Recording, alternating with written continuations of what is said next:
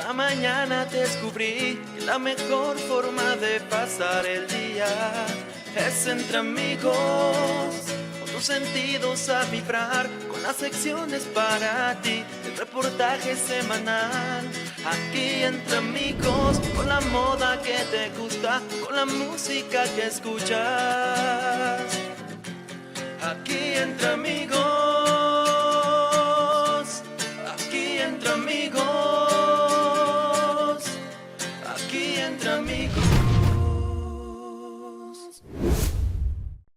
¿Qué tal? ¿Cómo están? Yo soy Anwar Yamin y les doy la bienvenida a una emisión más de Entre Amigos. Gracias por su preferencia, gracias por seguirnos, por compartirnos y por recomendarnos. Recuerden, nos pueden encontrar en A Comunicación Estratégica, las dos con K, y ahí nos van a dirigir a cualquiera de nuestras plataformas digitales. Tenemos excelente información, excelentes entrevistas y muchas sorpresas aquí en Entre Amigos. Comenzamos.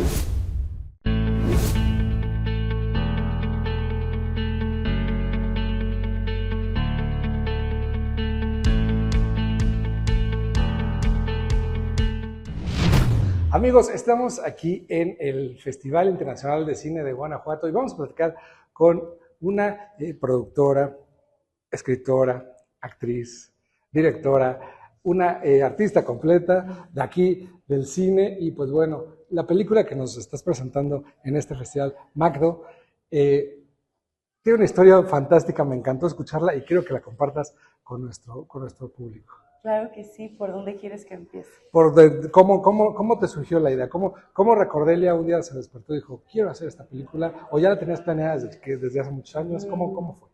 Sí, yo no me desperté queriendo hacer esa película. Más bien, yo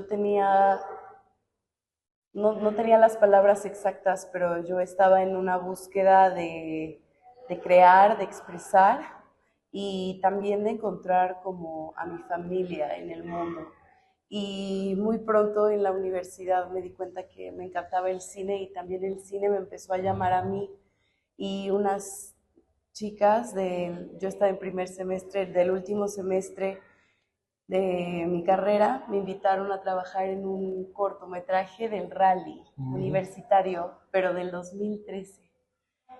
Entonces nos vinimos aquí a Guanajuato a preparar el corto. Yo hacía dirección de arte y estuve viviendo aquí un mes y por un lado me enamoré de Guanajuato, me enamoré de crear espacios de ficción y después el último día presentamos el corto, porque así funciona el rally, y vi lo que era el festival y me enamoré del GIF también, me inspiré muchísimo, el poco cine que pude ver porque estábamos pues, con muchas cosas.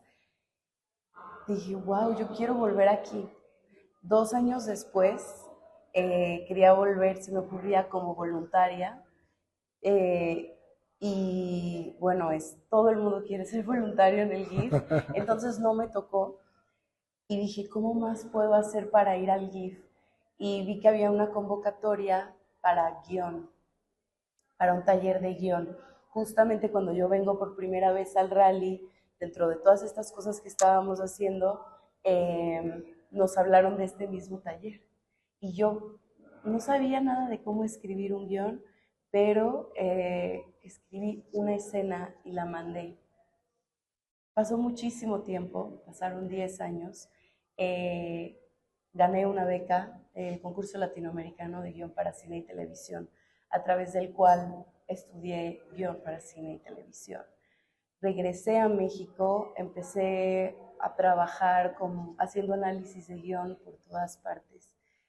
Y después empecé a trabajar en compañías y yo sentía unas ganas enormes de contar mi propia historia. Me estaba gustando mucho trabajar con otras personas. Estuve un tiempo en la corriente del Golfo, estuve en el desarrollo de una serie, cosas de ese tipo, pero yo sentía una necesidad muy fuerte de hablar desde mi corazón y sobre todo de hacer una película como yo sentía que una película se podía hacer y que no lo veía reflejado en la industria. Y adivinen a qué regresé, a ese guión que escribí en el 2013, cuando no tenía ninguna, como que ese era el impulso, y creo que así funciona, la manera de hacer que un proyecto que parece imposible suceda es partir desde el lugar más verdadero. Y una vez que yo pude identificar ese lugar verdadero adentro de mí, de ahí yo pude empezar a encontrar, yo dije, ok, ¿cómo no puedo hacer la película? Hay 1000 razones por las cuales no puedo. Tengo, para empezar, un trabajo de tiempo completo. Y luego habían personas que me decían que había un cierto camino que yo tenía que seguir para poder presentar, bueno, hacer mi primera película. Y yo dije, no, a mí me toca jugar al cómo sí. Y entonces fue un poco reunir todo lo que ya estaba y todo lo que ya era y todo lo que era poderoso. Muchas veces nos dicen que la virtud está en luchar, pero yo creo que eso un poco nos mete el pie. La virtud está en ver dónde está lo poderoso y dónde está lo bello en lo que ya está. Sobre todo si no tenemos muchos recursos. Yo soy también maestra y yo siempre le hablo a mis alumnos de que observen a su alrededor dónde están los personajes interesantes, dónde están las locaciones interesantes, qué cosas hay en tu vida que una producción pagaría por tener, dónde está el valor de producción en tu entorno y utilizarlo.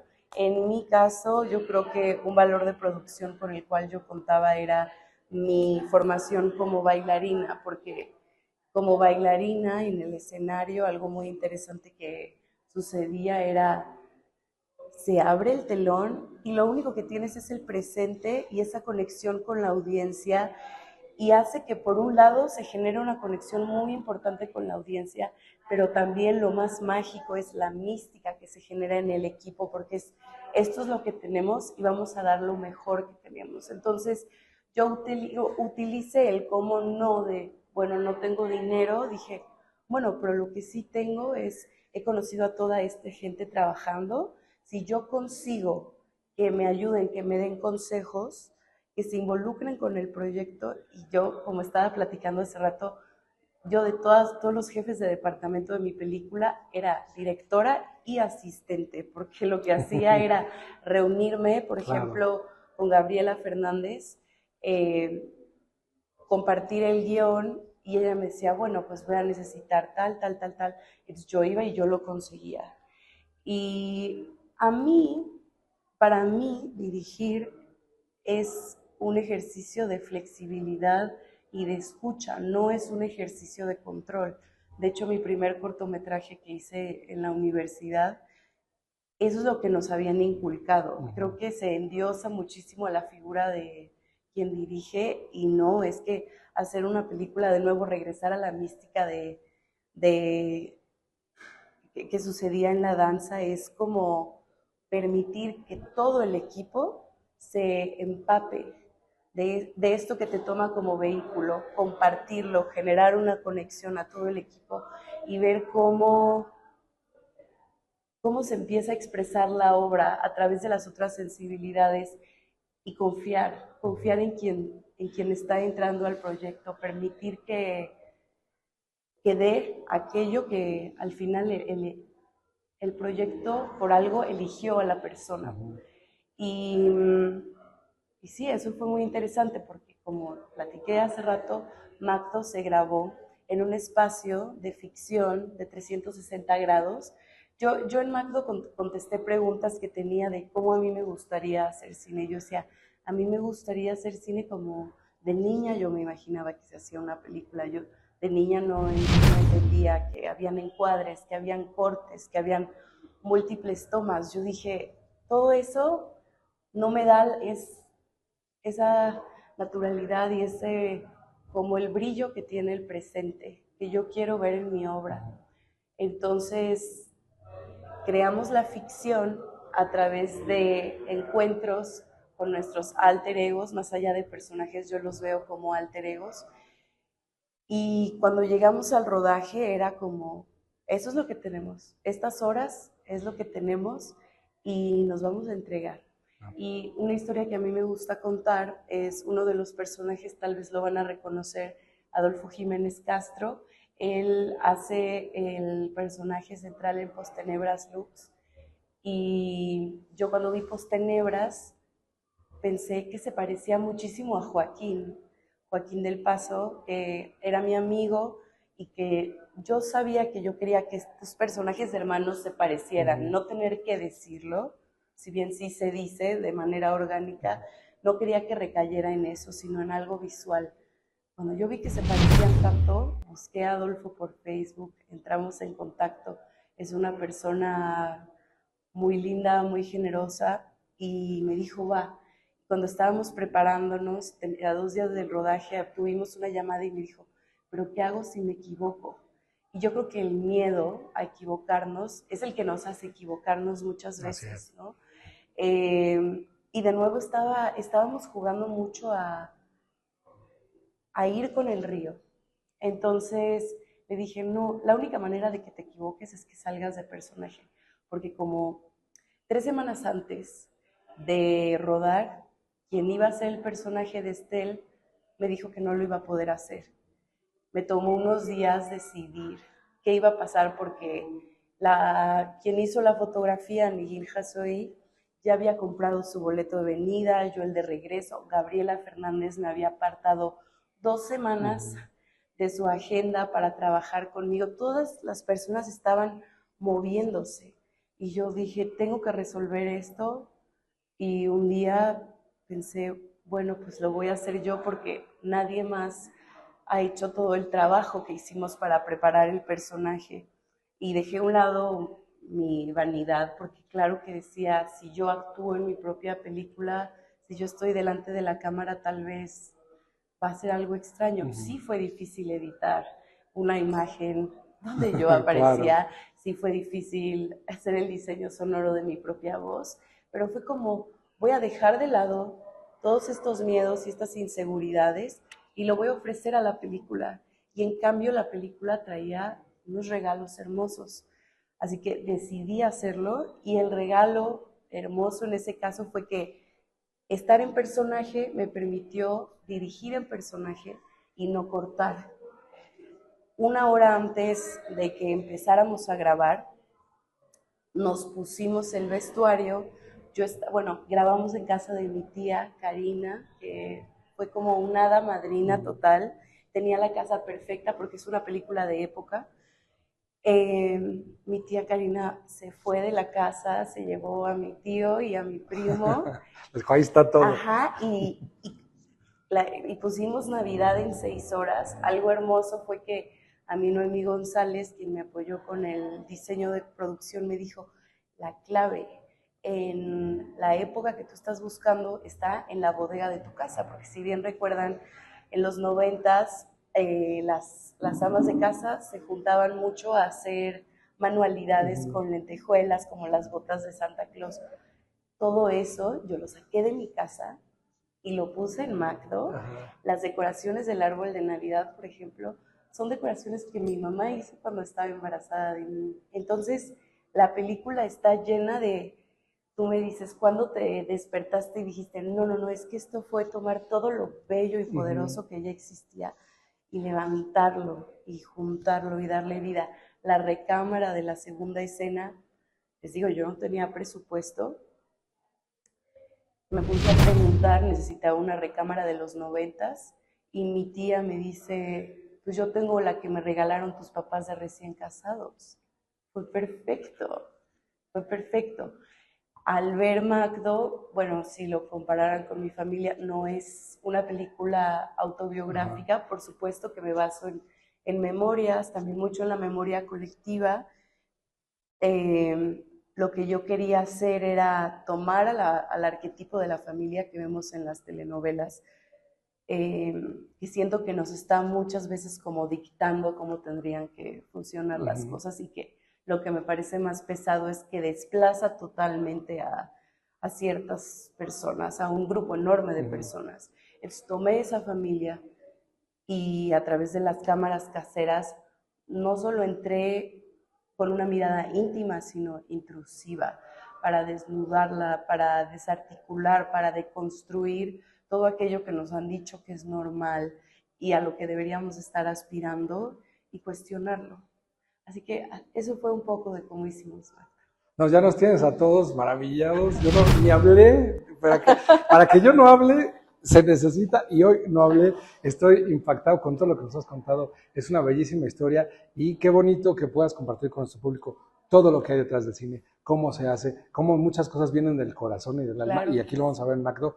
¿Dónde podemos verla? ¿Dónde va a estar? Redes sociales y todo para seguirte y estar bien pendientes de la película. Algo que quiero decir de lo que acabas de mencionar es que a mí justamente me parece muy importante hablar del poder que hay detrás de contar desde el corazón y desde la tripa, porque eso lo tiene todo el mundo y eso es lo que le da más poder a una película.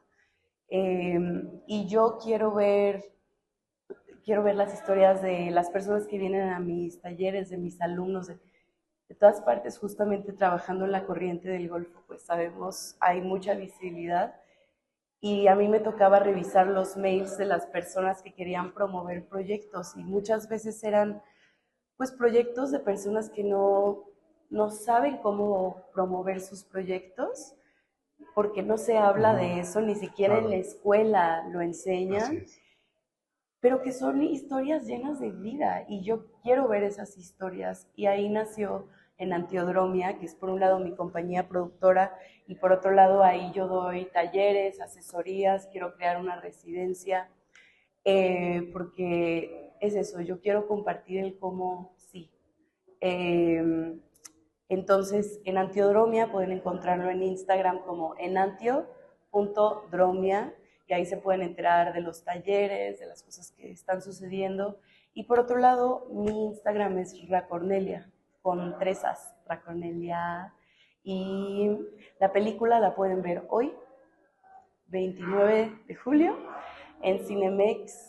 ¿Cuál? Cinemex Jacarandas, Luciérnagas.